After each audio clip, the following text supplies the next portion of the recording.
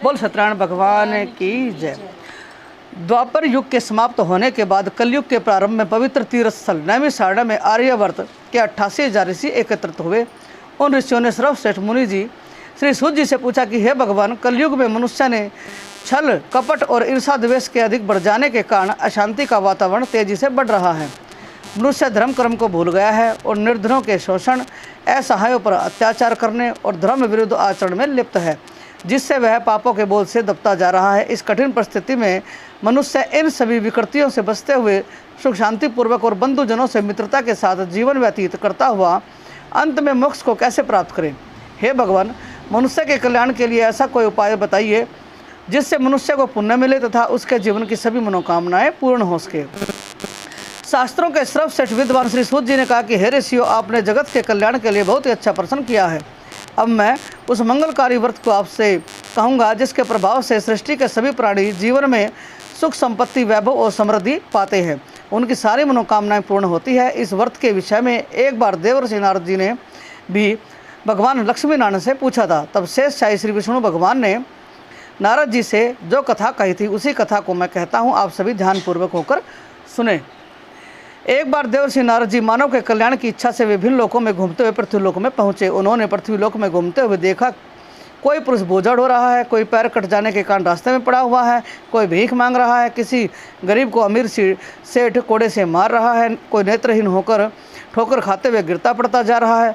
लोगों को अपने अपने कर्मों के अनुसार दुखों से पीड़ित देखकर वे बहुत व्यथित हुए, दुखी हुए और सोचने लगे कि इन प्राणियों के दुख किस प्रकार दूर होंगे। बहुत सोचने के बाद भी जब उन्हें मानव जाति के कष्टों को दूर करने का कोई उपाय न सूझा तो उन्हें त्रिलोकीनाथ श्री विष्णु भगवान का ध्यान आया।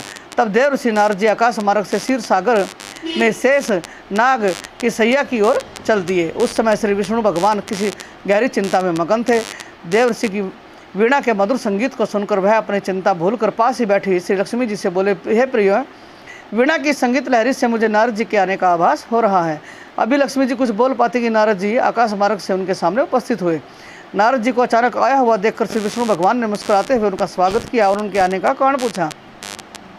नारद जी ने श्वेत वर्ण और शंख चक्र गदा व पद्म से सज्जित 4 भुजाओं वाले श्री विष्णु भगवान की ओर देखते हुए शांत स्वर में कहा कि हे प्रभु, आप सर्वशक्तिमान हैं और सृष्टि का पालन करते हैं। मनुष्य का मन और वाणी भी आपके गुणों का वर्णन नहीं कर सकते। आप सर्वश्रेष्ठ और सर्वप्रिय हैं। आपका न कोई आदि है, न मध्य है और न ही अंत है। आप सृष्टि के कण कण में विद्यमान हैं और अपने भक्तों के मनोरथ पूर्ण करने वाले हैं। मैं आपको नमस्कार करता हूँ। देवर्षि नारद की बातें सुनकर श्री विष्णु भगवान मुस्कुराते हुए बोले कि हे मुनिश्रेष्ठ, कृपया अपने आने का कारण निसंकोच होकर बताइए। विष्णु भगवान ने के इस प्रकार पूछने पर नारद जी ने कहा कि हे प्रभु, पृथ्वी लोक पर जन्म लेने वाले मानव अपने अपने कर्मों के अनुसार विभिन्न योनियों में रहकर अनेक प्रकार के दुखों से पीड़ित हो रहे हैं। हे तीनों लोकों के स्वामी, मुझ पर कृपा करते हुए कोई ऐसा उपाय बताइए जिससे उनका दुख दूर हो सके और वे सुख संपत्ति का भोग करते हुए मोक्ष को प्राप्त करें। इस पर सभी प्राणियों को जीवन देने वाले श्री विष्णु भगवान बोले कि हे नारद, अब मैं ऐसा व्रत बता रहा हूँ जिसके करने पर विश्व के सभी स्त्री पुरुषों को पापों से मुक्ति मिलेगी, निर्धनता दूर होगी और मनुष्य सुख संपत्ति के साथ आनंदपूर्वक जीवन यापन करेगा। इस व्रत को करने पर उसकी सारी मनोकामनाएं पूरी होंगी। सारे प्राणियों के कष्टों को नष्ट करने वाला यह व्रत है। श्री सत्यनारायण भगवान का व्रत है। श्री सत्यनारायण भगवान के व्रत का पूर्णिमा और संक्रांति के दिन विशेष महत्व है। वैसे किसी भी दिन स्वच्छ होकर सायंकाल में कोई भी मनुष्य श्री सत्यनारायण भगवान की पूजा करे और श्रद्धा पूर्वक प्रसाद तथा चरणामृत ग्रहण करे तो परिवार सहित उसका कल्याण होगा, उसकी सारी मनोकामनाएं पूरी होंगी और उसके घर में धन धान्य की कोई कमी नहीं रहेगी। कलयुग में मनुष्य के मोक्ष के लिए यही एकमात्र सरल उपाय है। बोल सत्यनारायण भगवान की जय। भज मन नारायण नारायण नारायण, भज मन नारायण नारायण नारायण, श्रीमन नारायण नारायण नारायण, श्रीमन नारायण नारायण, भज मन नारायण नारायण नारायण, भज मन नारायण नारायण नारायण। बोल श्री विष्णु भगवान की जय। दूसरा अध्याय। श्री सूत जी ने कहा कि हे ऋषि मुनियों, अब मैं आप सबके सामने उस निर्धन ब्राह्मण की कथा का वर्णन कर रहा हूँ, जिसने श्री सत्यनारायण भगवान का सबसे पहले व्रत किया। इस व्रत के करने से उस ब्राह्मण की निर्धनता दूर होने के साथ ही उसके सभी कष्ट दूर हो गए थे। आप सभी उसकी कथा को ध्यानपूर्वक सुनो। प्राचीन काल में एक निर्धन ब्राह्मण काशी नगरी में रहता था। भिक्षा मांगकर वह किसी प्रकार अपना जीवन यापन कर रहा था। जिस दिन भिक्षा नहीं मिलती थी उस दिन उसे भूखे पेट ही सोना पड़ता था। उसकी ऐसी दशा देखकर ब्राह्मणों से प्रेम करने वाले श्री सत्यनारायण भगवान एक दिन उस ब्राह्मण के समीप एक वृद्ध व्यक्ति का रूप धारण करके पहुँचे।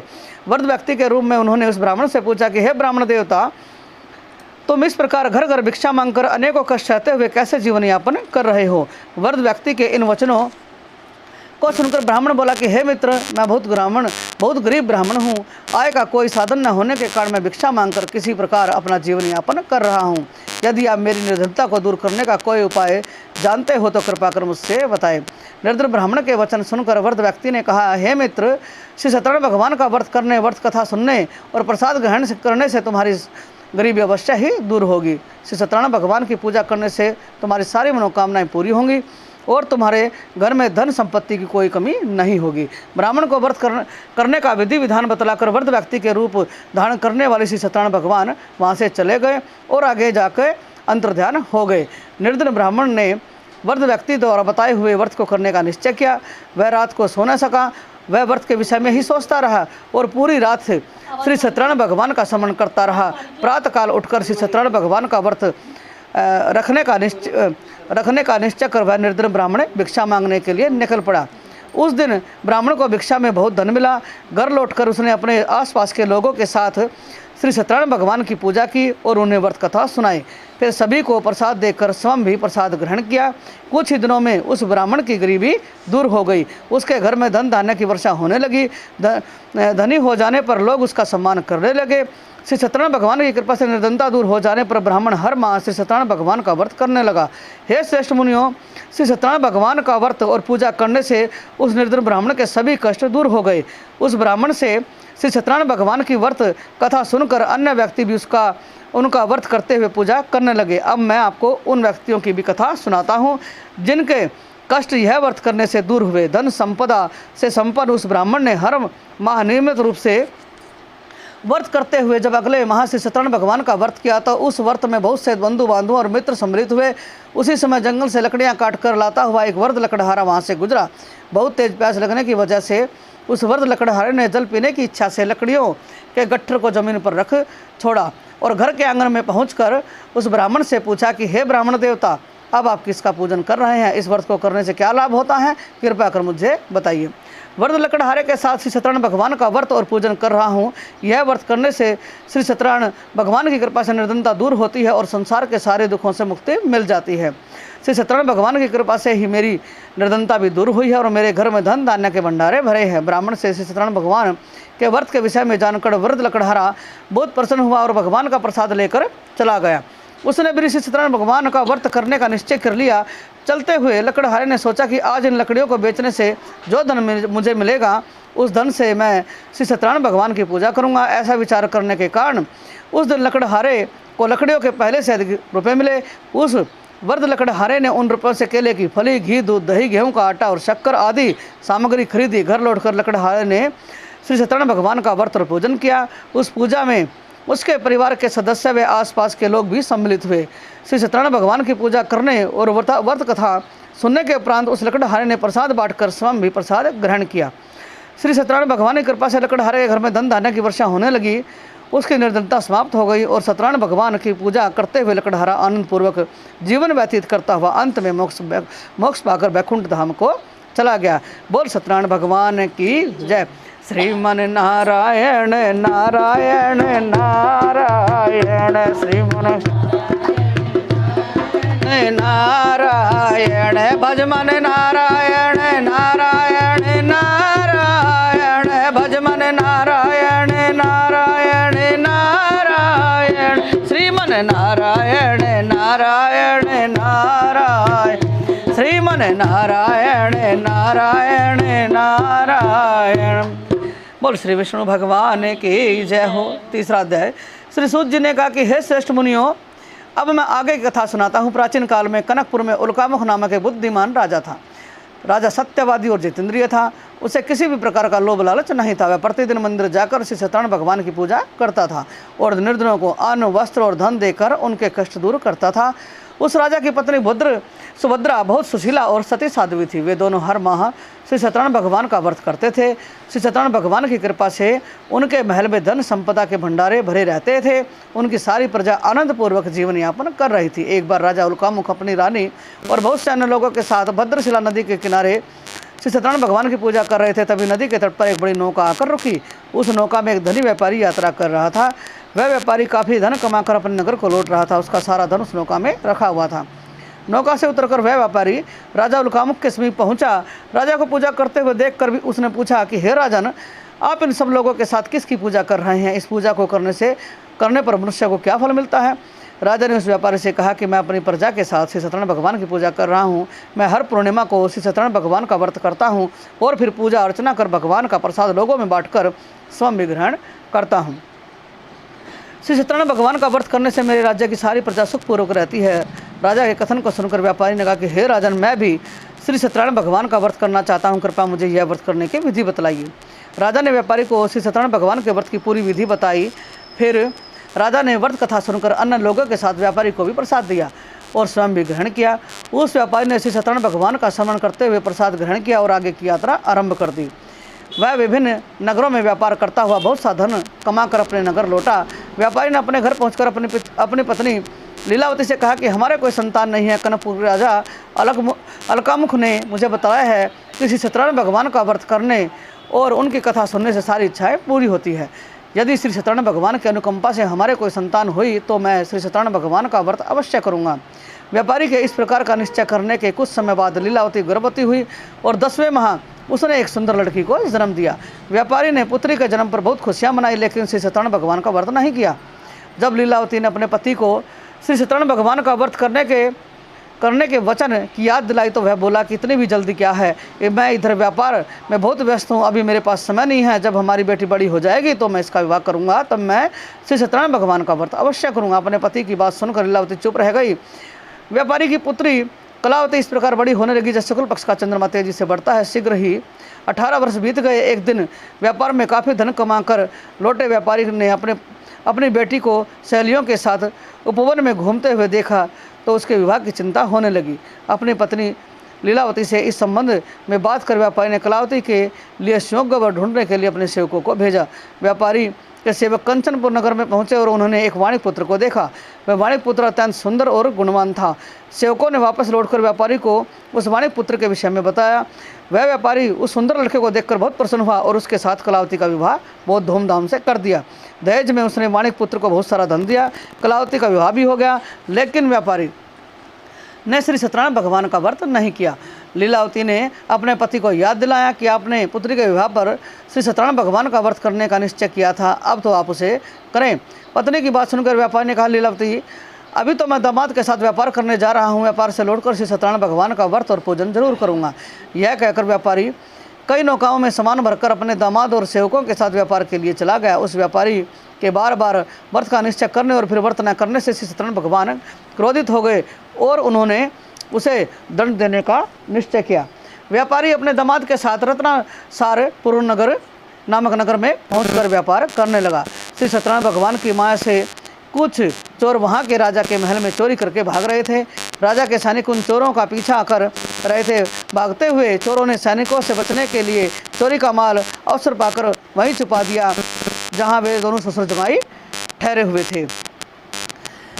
चोर खाली हाथ आसानी से भाग गए और चोरों का पीछा करते हुए सैनिक व्यापारी की नाव के पास पहुंचे। व्यापारी की नाव की तलाशी लेने पर उन्हें राजा का चोरी का सामान मिल गया, धन मिल गया। तब वे सैनिक उस व्यापारी और उसके दामाद को बांधकर राजा चंद्रकेतु के पास ले गए। राजा चंद्रकेतु ने उन दोनों को कारावास में डाल दिया और उनका सारा धन जब्त कर लिया। श्री सत्यनारायण भगवान के प्रकोप से उधर लीलावती भी कई मुसीबतों में पड़ गई। चोर उसके घर से सारा धन चुरा कर ले गए। घर में खाने के लिए भी अन्न नहीं बचा। भूख प्यास से व्याकुल व्यापारी की बेटी कलावती अन्न की चिंता में एक ब्राह्मण के घर गई। वहाँ श्री सत्यनारायण भगवान की व्रत कथा हो रही थी। कलावती ने भी वहाँ बैठकर व्रत कथा सुनी, प्रसाद लिया और फिर अपने घर लौटकर कलावती ने अपनी माँ लीलावती से सारी बात बताई। कलावती से श्री सत्यनारायण भगवान के व्रत की बात सुनकर लीलावती ने भी श्री सत्यनारायण भगवान का व्रत करने का निश्चय किया।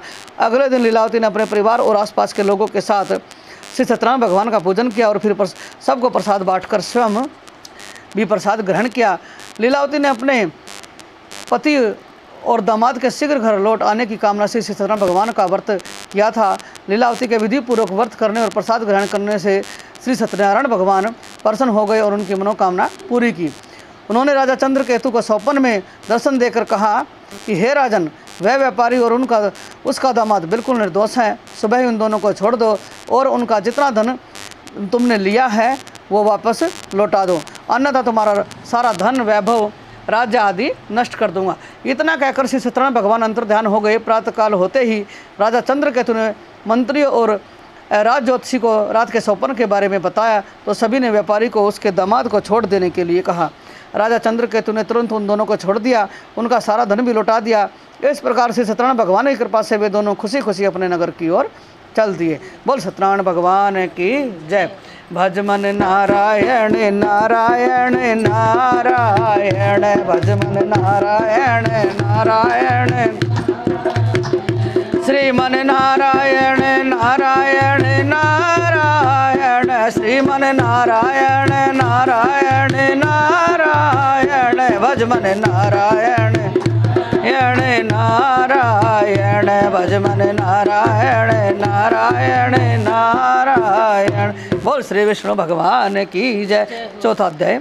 श्री सूत जी बोले कि उस व्यापारी ने अपने दामाद के साथ शुभ मुहूर्त में नौकाओं से रतनसारपुर से प्रस्थान किया। लंबी यात्रा करने के बाद एक नगर के तट पर नौकाओं को रोककर दोनों ने भोजन किया और फिर विश्राम करने लगे।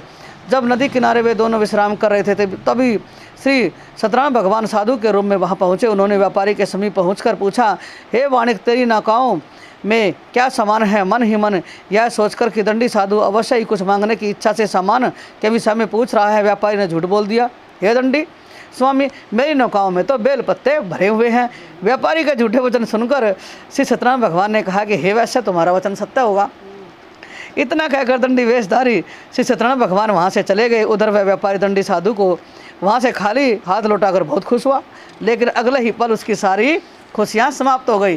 व्यापारी ने जब अपनी नौकाओं में बेल और पत्ते भरे हुए देखे तो वह विलाप करने लगा। रोते रोते व्यापारी मूर्छित होकर गिर गया। कुछ देर बाद जब उसकी मूर्छा दूर हुई तो वह पुनः विलाप करने लगा। तब उसके दामाद ने कहा कि आप दुखी मत होइए कि यह सब उस दंडी साधु का ही श्राप है जिसकी वजह से ये हुआ है, अतः हमें उनकी शरण में जाना चाहिए। वही साधु हमें इस विपत्ति से छुटकारा दिलाएंगे। दामाद के वचन सुनकर वह व्यापारी दंडी साधु को खोजने चल दिए। थोड़ी देर ढूंढने के बाद उन्हें एक वृक्ष के नीचे दंडी साधु के रूप में श्री सत्यनारायण भगवान फिर मिल गए। व्यापारी ने दंडी साधु के चरणों में गिरकर झूठ बोलने के लिए क्षमा मांगी। दंडी रूपधारी श्री सत्यनारायण भगवान ने कहा कि हे वाणिक, तेरे बार बार झूठ बोलने की वजह से ही मैंने तुझे इतना दंड दिया है। तूने बार बार श्री सत्यनारायण भगवान अर्थात मेरी पूजा करने का प्रण किया, लेकिन कभी पूजा नहीं की। तब व्यापारी ने हाथ जोड़कर कहा कि हे भगवान, आप तो दिन दुखियों के कष्ट दूर करने वाले हैं, सबकी मनोकामनाएं पूरी करते हैं। मेरी इस गलती को क्षमा करें। आपके रूप को तो ब्रह्म आदि भी नहीं जान पाते, फिर मैं अज्ञानी कैसे आपकी लीला को समझ सकता हूँ। अब मैं सदैव श्री सत्यनारायण भगवान का व्रत और पूजन किया करूँगा। आप मुझ पर कृपा करके प्रसन्न हुए। व्यापारी की क्षमा याचना सुनकर दंडी साधु रूपी भगवान ने उसे क्षमा कर दिया। तभी व्यापारी की नौकाओं में भरे हुए बेल और पत्ते पुनः धन धान्य में परिवर्तित हो गए। व्यापारी ने अपने दामाद और सेवकों के साथ अगले दिन श्री सत्यनारायण भगवान का व्रत और भोजन किया। सबको प्रसाद बांटकर स्वयं भी प्रसाद ग्रहण किया। फिर व्यापारी ने अपने नगर की ओर प्रस्थान किया। अपने नगर में पहुंचकर व्यापारी ने एक सेवक को अपने घर भेजा। सेवक ने उसके घर पहुंचकर लीलावती को व्यापारी के घर पहुंचने की सूचना दी। लीलावती और कलावती दोनों श्री सत्यनारायण भगवान की पूजा कर रही थी। पति और दामाद के लौट आने का समाचार सुनकर लीलावती ने पूजा पूरी की और करके प्रसाद ग्रहण कर अपनी बेटी कलावती से कहा कि बेटी, मैं नदी किनारे अपने पति के दर्शन को जा रही हूँ, तू घर का काम करके शीघ्र आना। यह कहकर लीलावती नदी के किनारे चली गई।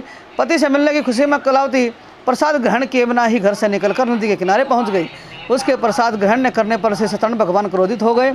उन्होंने व्यापारी की नौकाओं को दामाद सहित नदी में डुबो दिया। अपने पति को वहां पाकर कलावती जोर जोर से रोने लगी।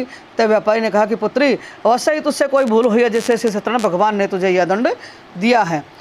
तब व्यापारी ने श्री सत्यनारायण भगवान से प्रार्थना की कि हे भगवान, मेरे परिवार के किसी भी सदस्य से अगर कोई भूल हुई है तो उसे क्षमा कर देना। उसी समय बादलों के गरजने की आवाज़ के साथ आकाशवाणी हुई कि हे वाणिक, तेरी पुत्री मेरा प्रसाद ग्रहण किए बिना ही चली आई है। उसकी इस भूल के कारण ही तुम्हारी नाव के साथ साथ तुम्हारा दामाद भी नदी में डूब गया है। यदि अभी घर पहुंचकर तेरी पुत्री प्रसाद ग्रहण करके वापस आए तो उसे पति के दर्शन अवश्य होंगे और डूबी हुई नौकाएं भी जल के ऊपर आ पाएंगी। कलावती ने ऐसा ही किया। उसके प्रसाद ग्रहण करके वापस लौटते ही नौकाएं जल के ऊपर आ गई। व्यापारी का दामाद भी सुरक्षित नदी से बाहर निकल आया। श्री सत्यनारायण भगवान की कृपा से व्यापारी की खुशियाँ फिर से लौट आई। घर लौटकर व्यापारी ने अपने परिवार और बंधु बांधवों के साथ श्री सत्यनारायण भगवान की पूजा की और सबको प्रसाद बांटकर स्वयं भी ग्रहण किया। श्री सत्यनारायण भगवान का विधिवत पूजन करने से उस व्यापारी का घर धन धान्य से भरपूर हो गया। उसकी सारी मनोकामनाएं पूरी हुई और वह सुखपूर्वक जीवन यापन करता हुआ अंत में वैकुंठ धाम को चला गया। बोल श्री सत्यनारायण भगवान की जय। भज मन नारायण नारायण नारायण, भज मन नारायण श्रीमन नारायण नारायण नारायण, श्रीमन नारायण नारायण नारायण, भज मन नारायण नारायण नारायण, भज मन नारायण नारायण नारायण। बोल श्री विष्णु भगवान की जय। 5वां अध्याय। श्री सूत जी बोले कि हे ऋषि मुनियों, मैं एक अन्य कथा भी सुनाता हूँ। आप भी चिंता मुक्त होकर वह कथा सुनो और जीवन में इस कथा का आचरण करो। कौशलपुर में तुंगध्वज नाम का एक राजा था। उसके नगर की प्रजा उसकी छत्र छाया में सुखपूर्वक रह रही थी। वह राजा अपनी प्रजा के सुख दुख का बहुत ध्यान रखता था, लेकिन एक बार उसने भी श्री सत्यनारायण भगवान का प्रसाद ग्रहण नहीं किया। तब सभी को चिंता मुक्त करके धन संपत्ति से भंडारों को भरकर प्राणियों को जीवन के सारे सुख देने वाले श्री सत्यनारायण भगवान ने राजा को प्रसाद ग्रहण न करने का दंड दिया। एक दिन राजा तुंगध्वज जंगल में हिंसक जानवरों का शिकार करने के लिए गया था। शिकार के पीछे तेजी से घोड़ा दौड़ाते हुए अपने सैनिकों से अलग हो गया। राजा ने कई हिंसक जानवरों का शिकार किया। शिकार की दौड़ धूप से वह बहुत अधिक थक गया था। कुछ देर विश्राम करने के लिए वह एक बड़े वृक्ष के नीचे जाकर बैठ गया। समीप ही कुछ ग्वाले श्री सत्यनारायण भगवान का पूजन कर रहे थे। राजा तुंगध्वज उनके पास से गुजरा, लेकिन उसने श्री सत्यनारायण भगवान को नमस्कार नहीं किया और जाकर वृक्ष के नीचे बैठ गया। ग्वालों ने पूजा करके राजा को प्रसाद दिया तो राजा ने उनको छोटे लोग समझकर वह प्रसाद ग्रहण नहीं किया और घोड़े पर सवार होकर अपने नगर को चल पड़ा। नगर में पहुंचकर राजा को अनेकों प्रकार के अपशगुन दिखाई देने लगे। महल के पास पहुंचते ही राजा बुरी तरह चौंक गया। महल में आग लग गई थी। जल्द ही पूरा महल जलकर राख हो गया और साथ ही उसकी पत्नी पुत्र पुत्री आदि भी जल गए। राजकोष भी जलकर नष्ट हो गया। श्री सत्यनारायण भगवान के प्रकोप से राजा का सब कुछ नष्ट हो गया। तब राज ज्योतिषी ने कहा कि हे महाराज, आपसे अवश्य ही कुछ भूल हुई है। अगर आप उस भूल का प्रायश्चित कर लेंगे तो सब कुछ पहले की तरह हो जाएगा। राजा को तुरंत अपनी भूल का ध्यान आया। फिर मंदिर में जाकर राजा ने श्री सत्यनारायण भगवान से क्षमा मांगी और उनकी पूजा की। पूजा के बाद प्रसाद ग्रहण करने पर श्री सत्यनारायण भगवान की कृपा से राजा का महल पहले की तरह प्रकट हो गया। महल में रानी पुत्र पुत्री आदि सभी सकुशल मिल गए। फिर राजा दीर्घ काल तक श्री सत्यनारायण भगवान की पूजा करता रहा। उनकी पूजा करने और प्रसाद ग्रहण करने से राजकोष बढ़ता रहा। राजा ने भी प्रजा के सुखों के लिए उस धन का खूब उपयोग किया, लेकिन श्री सत्यनारायण भगवान की अनुकंपा से राजकोष कभी कम नहीं हुआ। जीवन के सभी सुखों को भोग कर अंत में राजा तुंगध्वज वैकुंठ धाम को गया और मोक्ष प्राप्त किया। इस प्रकार जो भी व्यक्ति श्री सत्यनारायण भगवान का व्रत और पूजन करता है, उसके सारे दुख व चिंताएं दूर हो जाते हैं। उसके घर में धन धान्य के भंडारे भरे रहते हैं। पूरा परिवार आनंद पूर्वक रहता है। श्री सत्यनारायण भगवान की कृपा से सारी विपत्तियां दूर हो जाती है। निसंतानों को संतान मिलती है और सारी मनोकामनाएं पूरी होती हैं। अंत में मनुष्य मोक्ष को प्राप्त कर सीधे वैकुंठ धाम को जाता है। श्री सूत जी ने कुछ क्षण रुक कर कहा कि हे श्रेष्ठ मुनियों, पूर्व जन्म में जिन लोगों ने श्री सत्यनारायण भगवान का व्रत किया है, उन्हें अगले जन्म में भी इसी तरह सुख मिले। वह मैं कथा कहता हूँ। वर्ध स्थानंद ब्राह्मण ने पूर्व जन्म में श्री सत्यनारायण भगवान का विधिवत व्रत किया था और अगले जन्म में उसने सुदामा के रूप में भगवान की पूजा करते हुए अंत में मोक्ष को प्राप्त किया और वैकुंठ धाम में चला गया। उल्कामुख नामक राजा अगले जन्म में राजा दशरथ के रूप में उत्पन्न हुए और मोक्ष प्राप्त कर वैकुंठ को गए।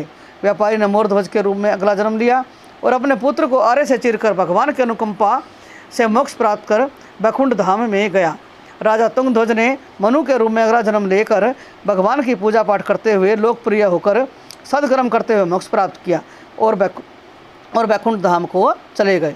हे ऋषि मुनियों, श्री सत्यनारायण भगवान का व्रत और पूजन मनुष्य को सभी चिंताओं से दूर करके धन धान्य के भंडारे भरकर और अंत में जन्म जन्मांतर के चक्र से मुक्ति दिलाकर मोक्ष प्रदान करता है। बोल श्री सत्यनारायण भगवान की जय। भज मन नारायण नारायण नारायण, श्रीमन नारायण नारायण। भज मन नारायण नारायण नारायण, भज मन नारायण नारायण नारायण, श्रीमन नारायण नारायण नारायण, श्रीमन नारायण नारायण नारायण। जय गणेश देवा, जय गणेश, जय गणेश, जय गणेश देवा। माता जाकी पार्वती पिता महादेवा, माता जाकी पार्वती पिता महादेव। एक दंत दयावंत चार भुजाधारी, एक दंत दयावंत चार भुजा। माथे ऊपर तिलक सोहे मुसे के सवारी, माथे ऊपर तिलक सोहे मुसे के सवारी। जय गणेश, जय गणेश, जय गणेश देवा, जय गणेश, जय गणेश, जय गणेश देवा। माता तेरी पार्वती पिता महादेवा, माता तेरी पार्वती। पान चढ़े फूल चढ़े ओढ़ चढ़े मेवा, पान चढ़े फूल चढ़े ओढ़ चढ़े मेवा। लड्डूवन का भोग लगे संत करे सेवा, लड्डूवन का भोग लगे संत करे सेवा। जय गणेश, जय गणेश, जय गणेश देवा, जय गणेश, जय गणेश देवा। माता जाकी पार्वती पिता महादेवा, माता अंधन को आँख देते कोढ़ियों को काया, अंधन को आँख देते कोढ़ियों को काया। बांझन को पुत्र देवे निर्धन को माया, बांझन को पुत्र देवे निर्धन को माया। जय गणेश, जय गणेश, जय गणेश देव, जय गणेश, जय गणेश, जय गणेश देव। माता जाकी पार्वती पिता महादेवा, माता जाकी पार्वती। देनों की लाज रखो शंभो सुते वारे, देना को लाज रखो शंभो सुते। हे कामना को पूरा करो जाऊं बलहारे, कामना को पूरा करो। जय गणेश, जय गणेश, जय गणेश देवा, जय गणेश, जय गणेश, जय गणेश देवा। माता जाकी पार्वती, माता जाकी पार्वती पिता महादेवा। सूर श्याम शरण सफल कीजे सेवा, सूर श्याम शरण सफल कीजे सेवा। भक्तों की लाज रखो पार करो केवा, भक्तों की लाज रखो पार करो केवा। जय गणेश, जय गणेश, जय गणेश देव, जय गणेश, जय गणेश, जय गणेश देव। माता जाकी पार्वती पिता महादेवा, माता जाकी पार्वती। बोल गणेश महाराज की जय। जय लक्ष्मी रमणा स्वामी, जय लक्ष्मी रमणा। सत्यनारायण स्वामी, सत्यनारायण स्वामी, जन पातक हरणा। ओम जय लक्ष्मी रमणा। रतन जड़ित सिंहासन अद्भुत छविराज, स्वामी अद्भुत छविराजे। नारद करत निरंजन, नारद करत निरंजन, घंटा ध्वनि बाजे। ओम जय लक्ष्मी रमणा। प्रगट भये कलि कारण, जो जिको दर्श दियो, स्वामी दोज को दर्श दियो। बूढ़ो ब्राह्मण बन के, बूढ़ो ब्राह्मण बन के कंचन महल कियो, ओम जय लक्ष्मी रमणा। दुर्बल भील कराल, इन पर कृपा करी, स्वामी इन पर कृपा करी। चंद्रचूड़ एक राजा, चंद्रचूड़ इनके विपत्ति हरि, ओम जय लक्ष्मी रमणा। वैश्य मनोरथ पायो, शरदा तज दे, स्वामी शरदा तज देने। सो फल भोग्यो प्रभु जी, सो फल भोग्यो प्रभु तेरे स्तुति केने, ओम जय लक्ष्मी रमणा। भाव भक्ति के कारण छिन छिन रूप धर, स्वामी छिन छिन रूप धरो। शरदा धारण कीने, शरदा धारण के काज सरो, ओम जय लक्ष्मी रमणा। ग्वाल बाल संग राजा, वन में भक्ति करे, स्वामी वन में। हे मन वांछित फल दीना, मन वांछित फल दीना, दीन दयाल हरि, ओम जय लक्ष्मी रमणा। चढ़त प्रसाद सवाया, कदली फल मेवा, स्वामी कदली फल मेवा। धूप दीप तुलसी से, धूप दीप तुलसी राज्य सतदेवा, ओम जय लक्ष्मी रमणा। श्री सत्यनारायण जी की आरती जो कोई नर गा, स्वामी प्रेम सहित गावे।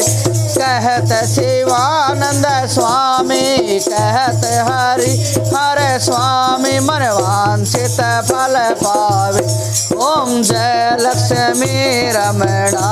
जय लक्ष्मी रमणा, स्वामी जय लक्ष्मी रमणा।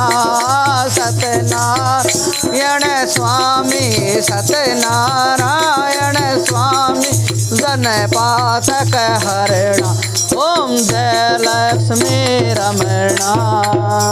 बोल श्री सत्यनारायण भगवान के जय, बोल श्री विष्णु भगवान के जय। ओ